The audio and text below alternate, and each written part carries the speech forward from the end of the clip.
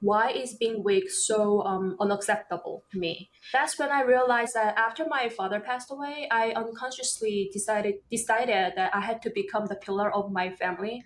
I was only 8. The only person I struggled the most to feel compassion towards was my own mother. So, and that realization was really, really painful in itself. Once I started recognizing my own value first, Hmm. the environment around me began responding to that change. The environment was already there and was waiting for my final decision. I was the only one who didn't really recognize my own value. From SGI USA, I'm Cassidy Bradford, and this is Buddhability, the weekly series where I talk with Buddhists from all walks of life about the power we each have to change our lives and the world around us.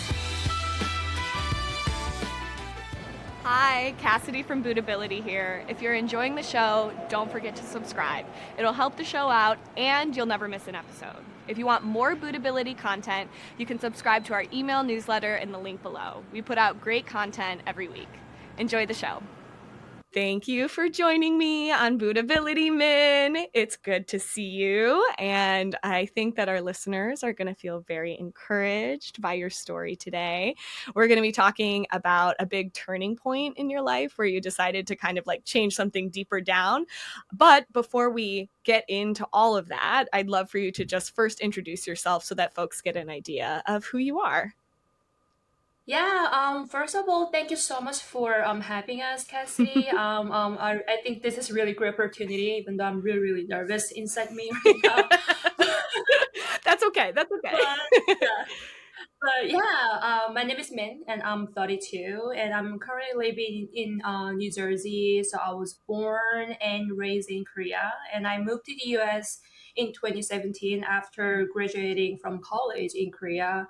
So at the time, I really thought it would just be a 2-year adventure, gain some Mm, experience, and then go back home and yeah. visit my family friends there. But Mm-hmm. well, it's been like almost a decade now, so I guess my plan evolved unexpectedly.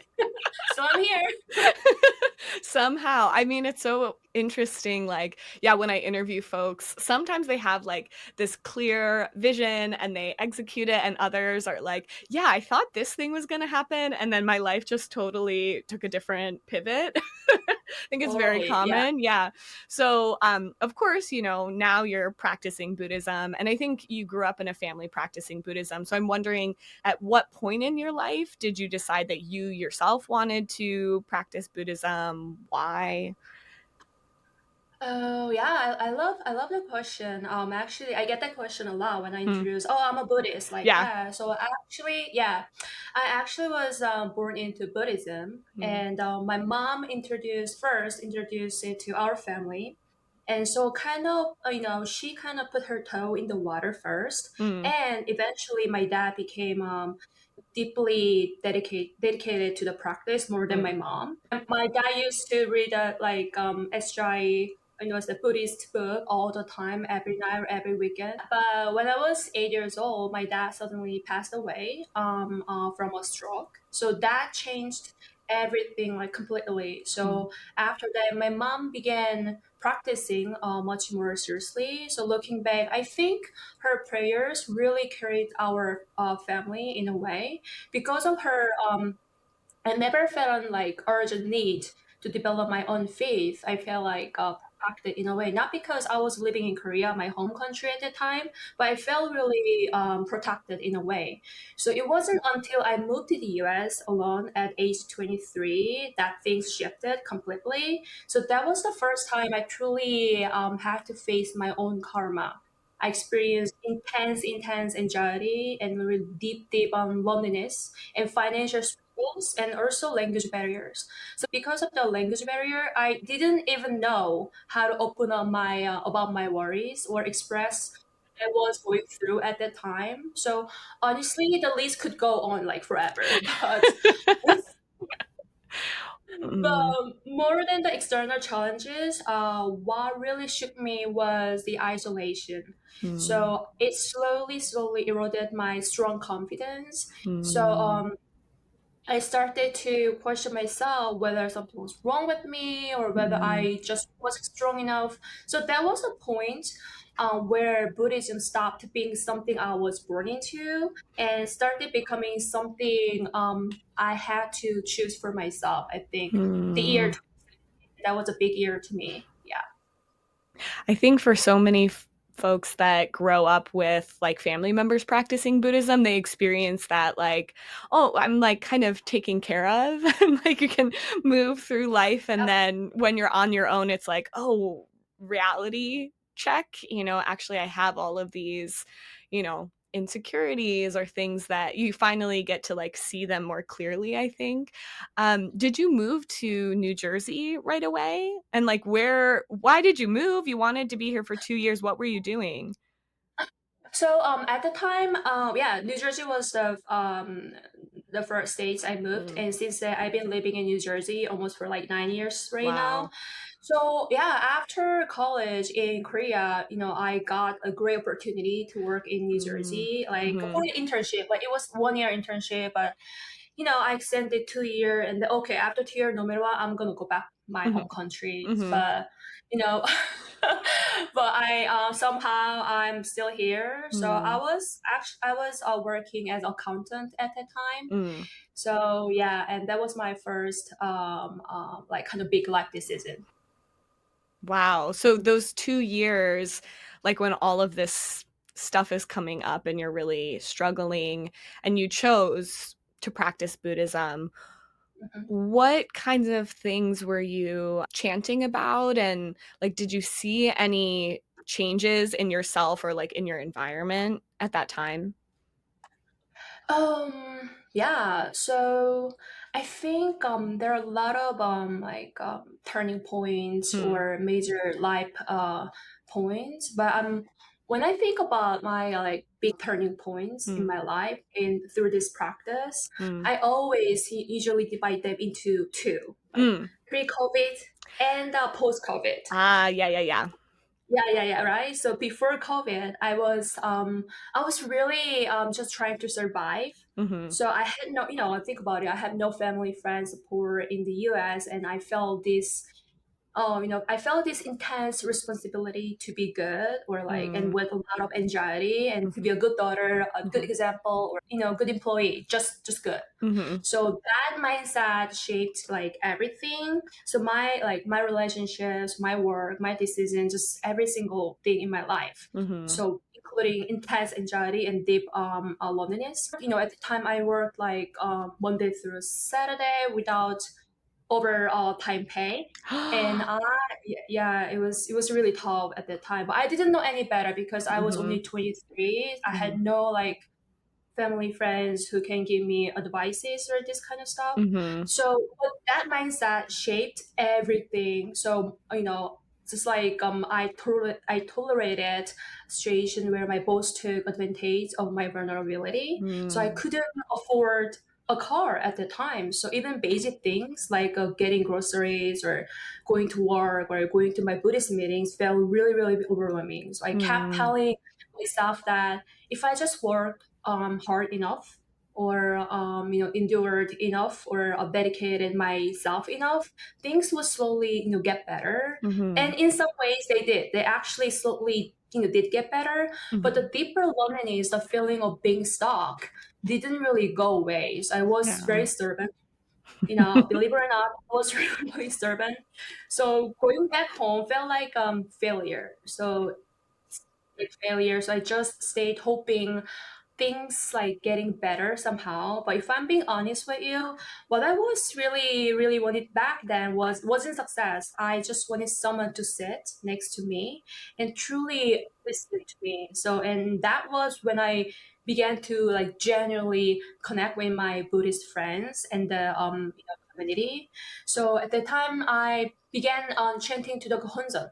In Nichiren Buddhism, it's represent the highest potential of life, Buddhahood in each person. So at first, I wasn't just chanting for a better job or a car, although I definitely needed those things in my life to, make my life better. But I started chanting with a like deeper question, like, why am I still here, struggling, and when going back home will be so much easier. And then my honest answer that surfaced surprised me, and it was like because living felt like admitting I was weak and I'm gonna be like failure. So I asked myself another question, like why is being weak so unacceptable to me? So that's when I realized something I had never clearly seen before. So after I realized that after my father passed away, I unconsciously decided that I had to become the pillar of my family.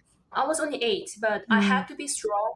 I could never be satisfied. I could never fall behind. But that mindset really isolated me, and it created a loneliness that followed me everywhere. Whether you are in Korea, whether you are in the like Japan or US or any states, any country. So when I traced it back, I realized it began with my dad's empty set when I was 8 years old. So, without realizing it, it hadn't been chanting for my own happiness. I had been trying to replace him. And of course, like no one can replace a father. Mm-hmm. So that was a very, very humble realization. Like my mentor, Mm. Buddhist philosopher Daisakuri Kera, often encouraged us to live fearlessly like a lion king. But you know what? For a long time, I thought I was already doing that. I'm a Lion King because I moved to another country alone. I survived. I endured. But looking back, I wasn't like living fearlessly. I was living defensively. I used to say I had a strong personality, but in reality, I wasn't. I was really protecting my fear of failure. So I was Mm. pretending to be strong, so no one would see my vulnerability. So Mm.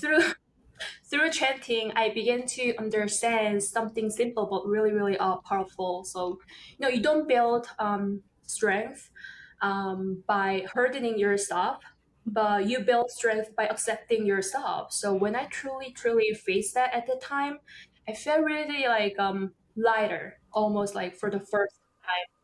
Really, yeah, I can't never forget that moment. So, and interestingly, things began really to shift Hmm. slowly. So I had one of the most like smoothest job interviews of my life, simply because I showed up honestly instead of trying to prove myself. Like, hey, I Mm. have this strength and I'm not weak or whatever. Yeah, yeah, yeah. Yeah. Yeah, but my new boss saw the potential in me and Mm. even supported me in taking classes I wanted to pursue. And around that time, I met the most sporty boyfriend who is now my husband, and Woo. I began. Thank you. And I began opening up to my family in ways I never had before. So, Mm. at the time, in every corner of my life began to shift. I think that was the first moment I truly began, leading my life in the direction I Mm. wanted through my practice. So, Mm. in Buddhism, we often say when we change internally, your external circumstances change. But I Mhm. used to think that sounded like symbolic, like that sounds so symbolic, but I experienced it very, very, concretely. What I Yeah. love about this practice is that it's not magical, but it's really, really mystic.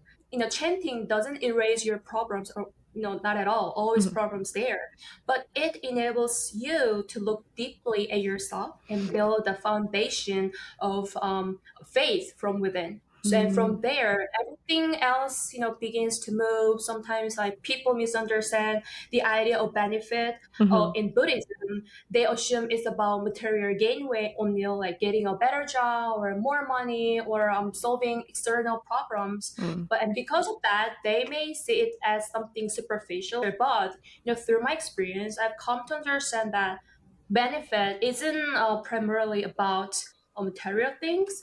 So it can be your benefit, but also it's about purifying and revolutionizing your own life.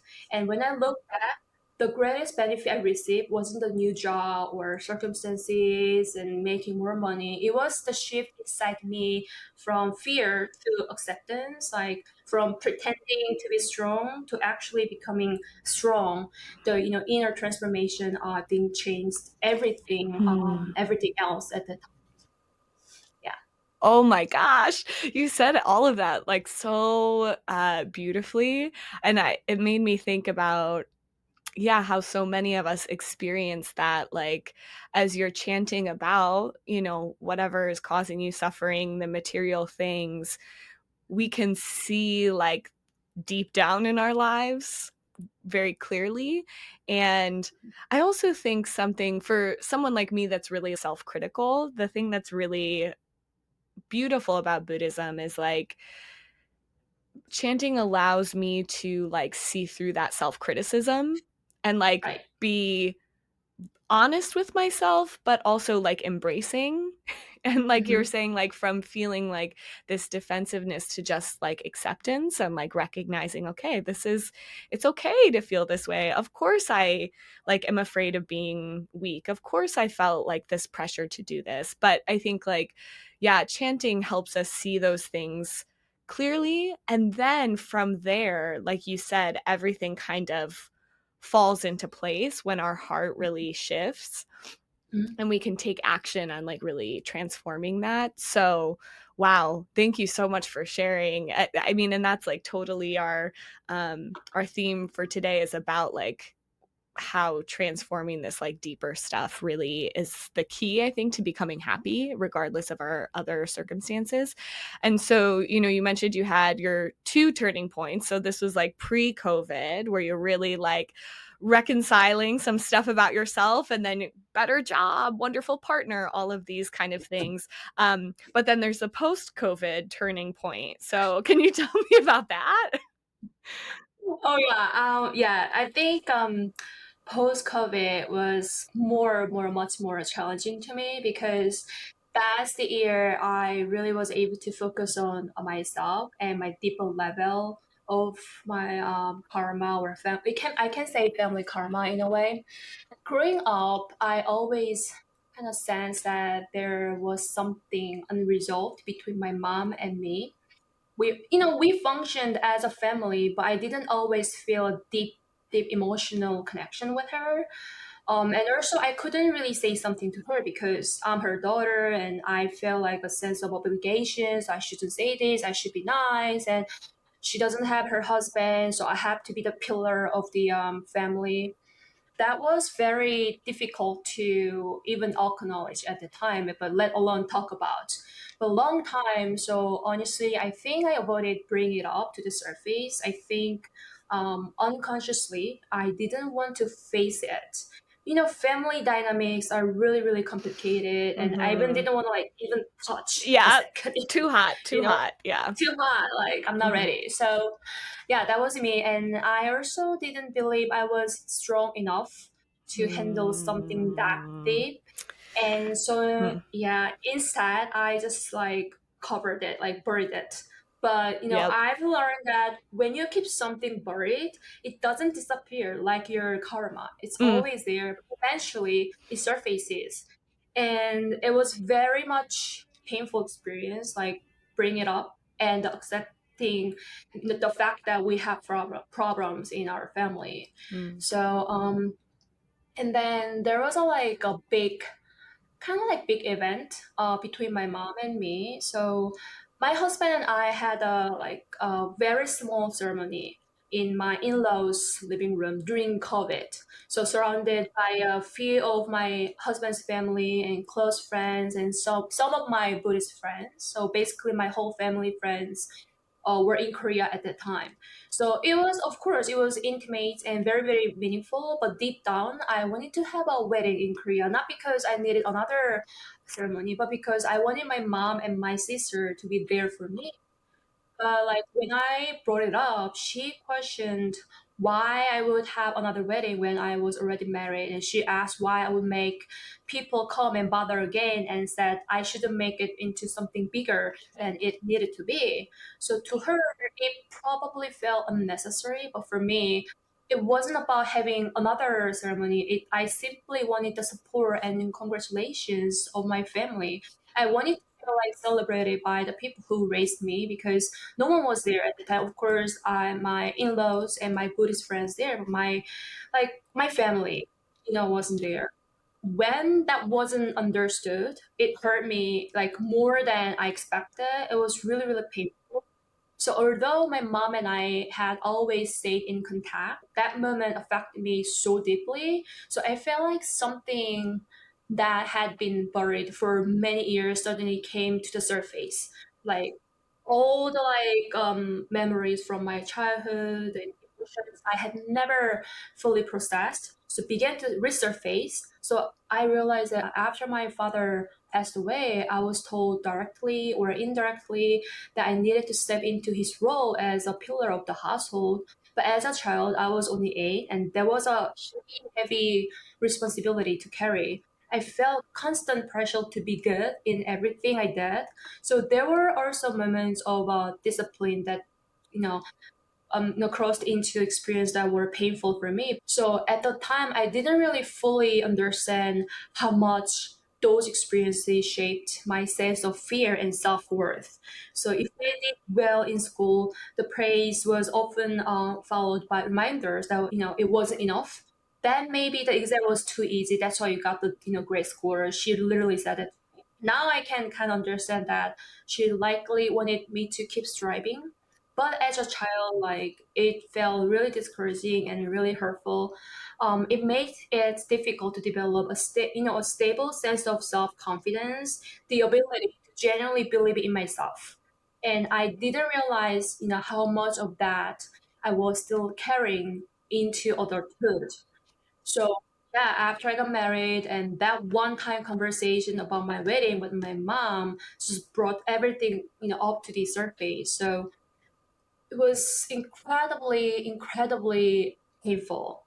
Like, no matter how honestly I shared my vulnerable feelings, her responses often felt like explanations, like reasons why she had no choice at the time, or reminders that I hadn't listened well enough as a child. So eventually the pain became overwhelming, and I stopped contacting her for a year and a half. So after that, I actually even moved back to Korea for a period of time, hoping that facing everything in person would help us resolve this.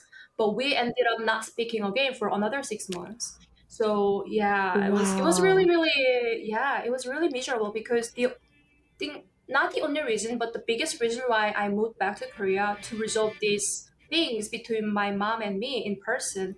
The hardest part wasn't the conflict itself. It was the silence. She never reached out, and that familiar and fundamental loneliness came back. So in Buddhism, we talk so much about compassion, right? But the only person I struggled the most to feel compassion towards was my own mother. So, and that realization was really, really painful in itself. So at that time, I had no one. Of course, I had my family, my husband, my in-laws, but I felt like I had no one to talk about this. So at that time, one of my Buddhist friends encouraged me to chant for my mom's happiness, not out of obligation, but with genuine joy and faith to bring forth both her Buddhahood and mine. And she said, maybe this was just the moment to change our family karma, and maybe it might be your mission. But honestly, I was like, honestly, I laughed at first. I didn't laugh in front of her, but I Yeah. laughed at first. I was like, excuse me, you've never been in my position, and it's really Yeah. painful. I felt that way, honestly. So I felt like she didn't understand how hurt I was. But when everything else felt blocked, chanting was the only thing I could turn to at the time. So I chanted, not with perfect faith. Literally, that was the only way to make myself like breathe in a way. And I Mm. had to do something. I had to do something at that time Yeah. because it was painful. So long story short, but slowly something began to shift, not outside but inside me. But Mm. it doesn't mean like, oh, slowly like changing and done. No, Mm. there are a lot of moments. There were a lot of moments, ups and downs. But now I understand in a way her little differently. Her life had already been filled with so much pain that she didn't really have the emotional capacity to carry her daughter's struggles as well. I remember one day, really literally like suddenly one day I found myself singing my mom just as my mother.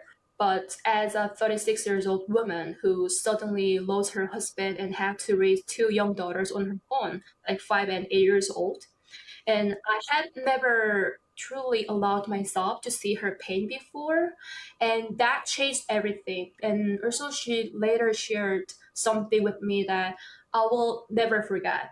She said that one day she looked up at the like sky and saw a large airplane, and she thought about how her daughter would board a plane like that and moving alone to a foreign country and facing struggles by herself.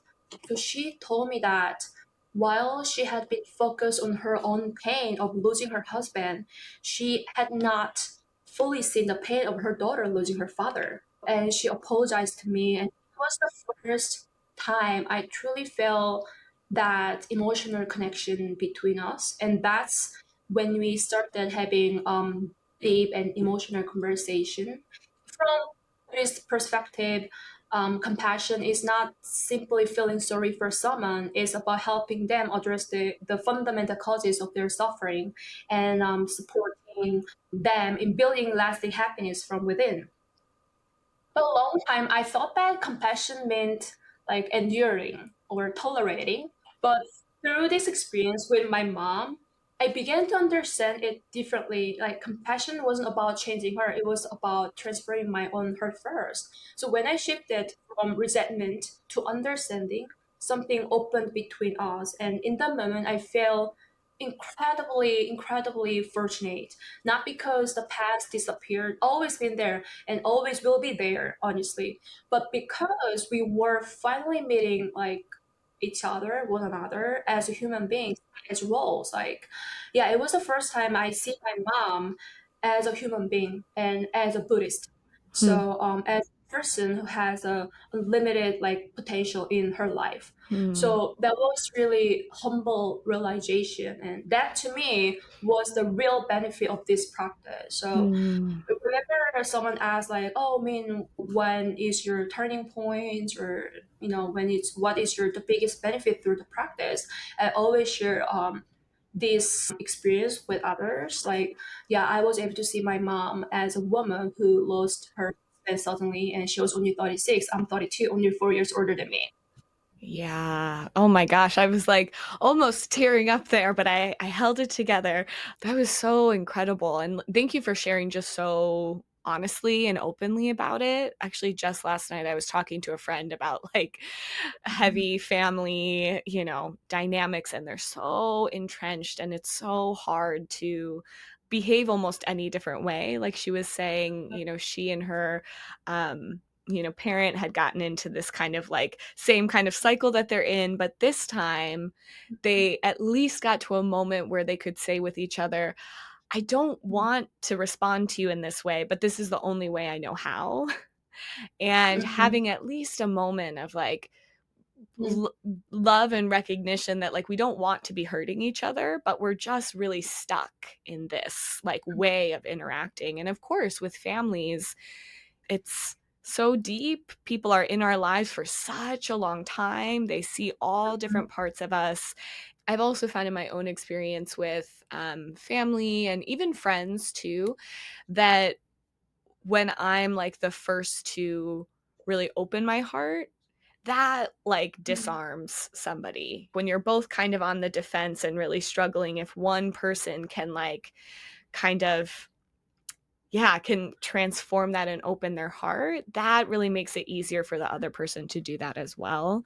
Mhm. So, thank you so much for sharing that. And as you are like really fighting through all of this, was there anything at the time that you were like studying? And I know you had mentioned your friend shared like to really chant with compassion, not out of obligation, but like sincerely for her happiness. Were there any other things that you really like kind of clung to at the time to keep moving forward? Yeah, yeah, absolutely. I'm actually, of course.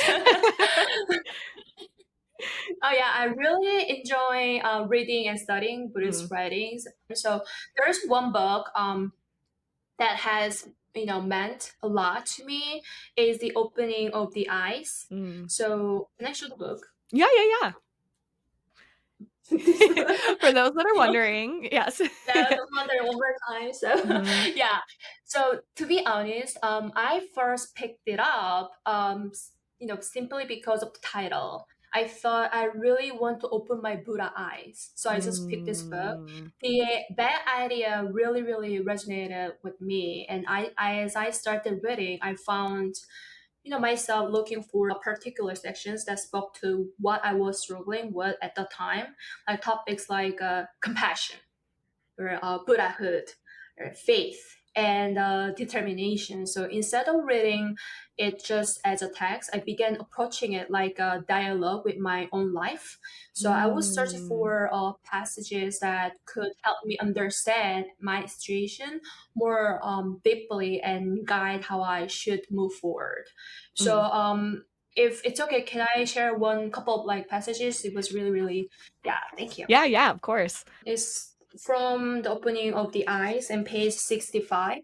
So there's about like determination, because at that time I was really struggling with making a true and really, unsweat, like really true and strong determination. Mm. So here's a powerful determination to transform even negative karma into mission can dramatically transform the real world. By chanting our inner state of mind, we can change any suffering or hardship into a source of joy, regarding it as a means for forging and developing our lives. To turn even sorrow into a source of creativity, that is the way of life of Buddhist. And also it goes, having a fighting spirit is itself the direct path to happiness. Only Mm. through struggles and challenges can we develop inner strength and construct true creative lives. Also, by maintaining unwavering faith in the correct teaching, no matter what obstacles or hardships arise, we can enter the orbit of happiness for all eternity. Attaining Buddhahood in this lifetime means securing this orbit in our daily lives during our present existence.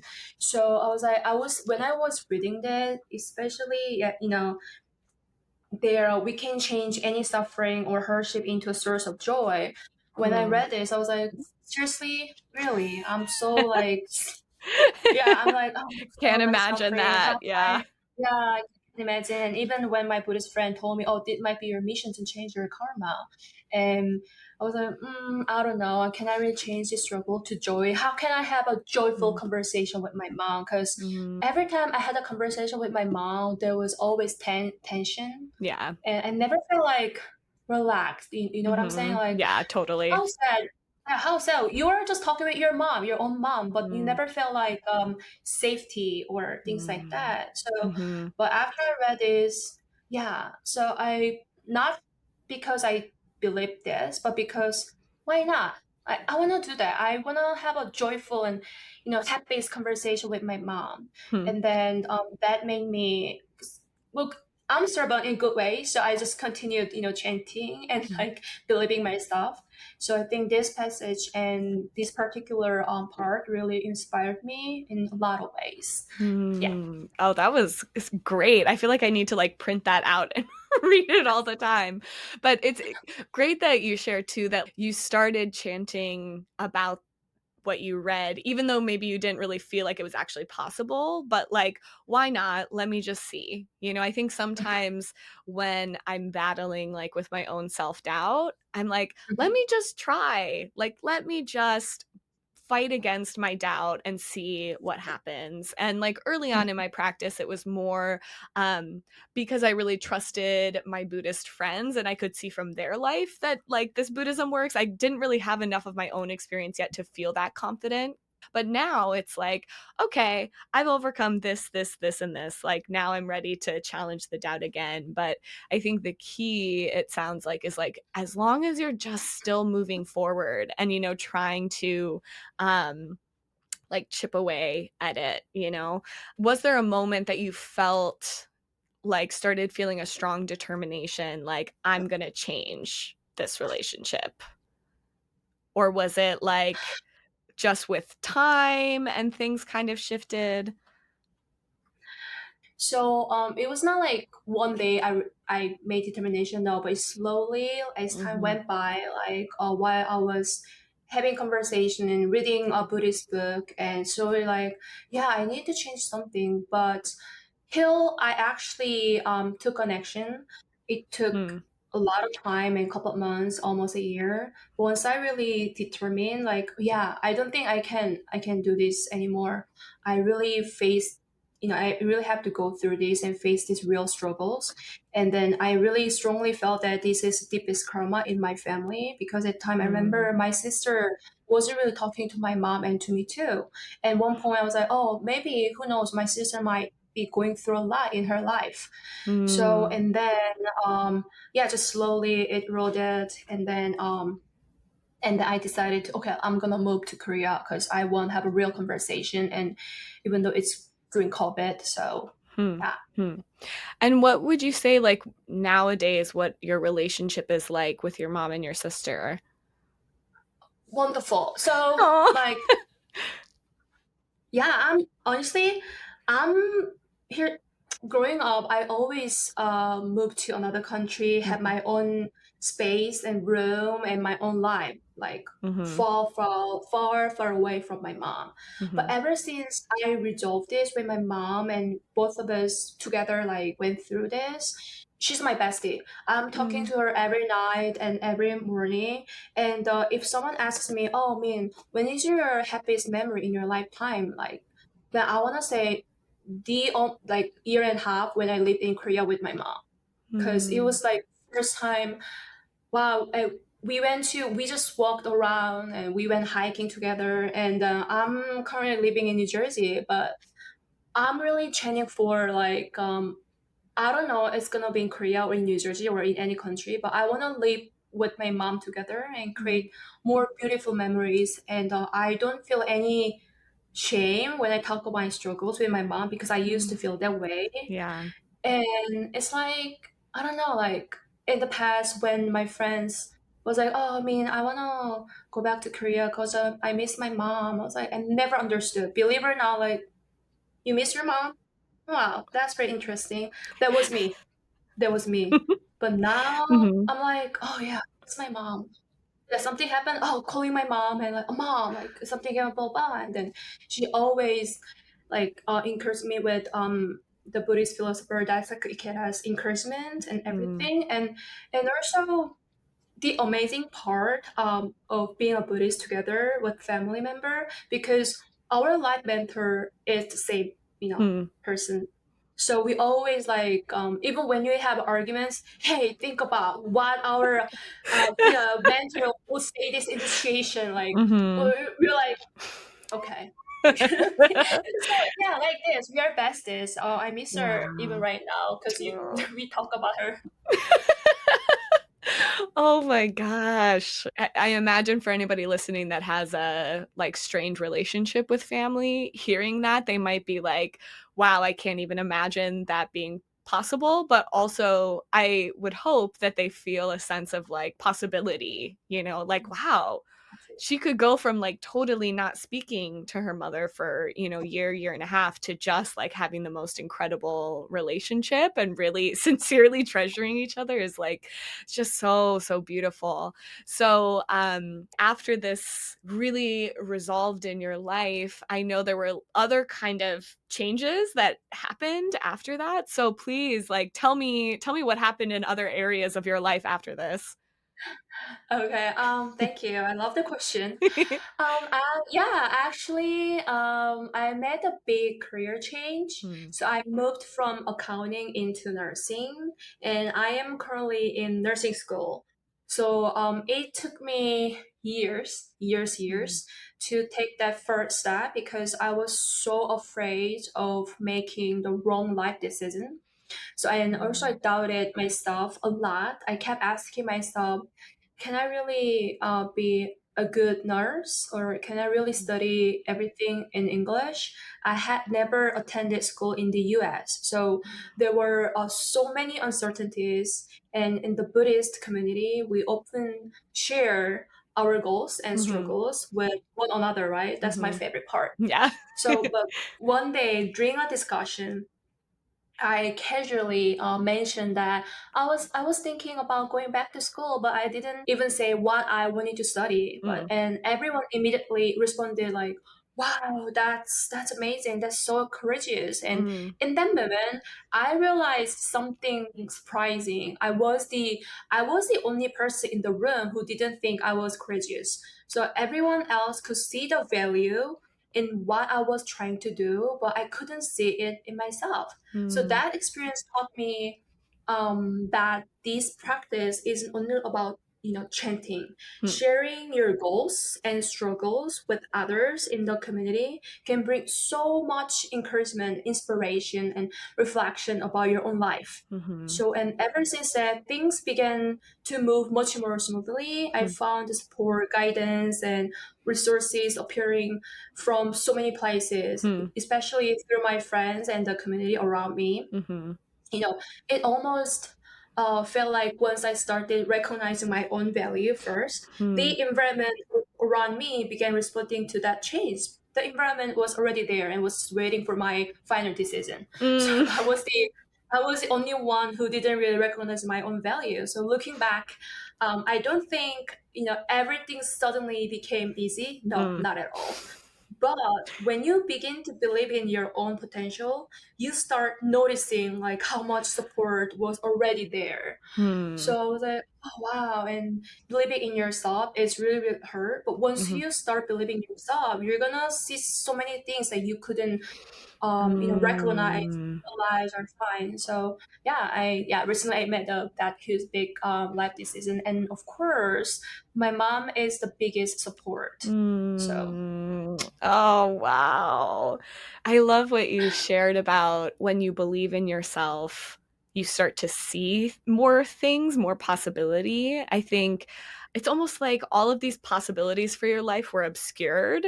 And then as you chant, like, oh, actually, I could do this. Oh, wow. Actually, my life could look like this. Oh, wow. Like everything kind of like opens up. And to your point, being with people that can see that when sometimes we can't see it ourselves, I think is so crucial. Like I'll share something that I'm struggling with and somebody's like, "Oh, but you can change that." And I'm like, "What?" No, I can't. Don't you? Did you not hear anything I just said? Like, there's no way I can change this. And they're like, oh, no, no, no. Like, you can absolutely change it. And you start to believe that, like, it's gets easier and easier maybe to believe that when Mhm, people show mhm, that mhm. to you. So, what has your experience been like, so far in nursing school, like the anxieties that you maybe had about, going to school for the first time in the US? Oh yeah, honestly, it's been really, really challenging, Yeah. but also incredibly rewarding. Hmm. So, nursing school is intense, especially studying everything in English and also medical field. So, Yeah. but every day I feel like I'm growing, and not only academically, but also personally. So, based on Mm, everything I've experienced, I can now say this with confidence. Our potential is already there within us. The real question is whether we can see it and truly believe it. For me, chanting helped me challenge my own limitations and start mm, dreaming bigger about my life and career. And also, I realized that in nursing school, there are so many people who have a lot of like extreme anxiety and self doubting. mm, So I'm a very sensitive person. So if someone is going through, I don't know, I just like feel it, and I just like without knowing unconsciously I already start having a conversation with the person. Yeah, right, I think that's my nature. Yeah, and when I start have a conversation with a couple of classmates in class, they shared all the struggles and their circumstances and everything. And then in that moment I was like, oh wow, I've been really focused on my pain and my anxiety. And as a Buddhist, I think I really need to expand my compassion to others. It is okay if that person doesn't understand my compassion or my mhm, gesture, but as long as I'm training for the person's like happiness, I think that can be my mission while I'm in school. So, and that was mm. another. Now I'm thinking going to nursing school was another opportunity to see another mission or another Yeah. opportunity to expand my compassion towards others. So that's why Mm. it's been really rewarding too. Wow. Yeah. I mean, every like new thing that we take on in our lives is always there's always opportunity for more and going deeper. And I find that like especially if I'm really chanting about like okay, I want the best possible, outcome, my job, friendship, whatever for my happiness, then that also means like oh, it's also this opportunity to like really become happier because I'm changing something in my life. So Mhm. I totally, totally get that. Man, this has been so incredible, so encouraging. I'm like, oh, what are the things that I've been kind of avoiding that maybe I should really start chanting about? And that actually brings me to my last question, which is, of course, a piece of advice. So, my question for you is what advice would you give to somebody who is like you were at a point where they're like, okay, I'm avoiding this thing, but I also really want to challenge something deep, but they haven't quite jumped off the ledge yet. Wow, that's so lovely question and like whew, I okay. know it's a big one. It's a big one. Yeah, right.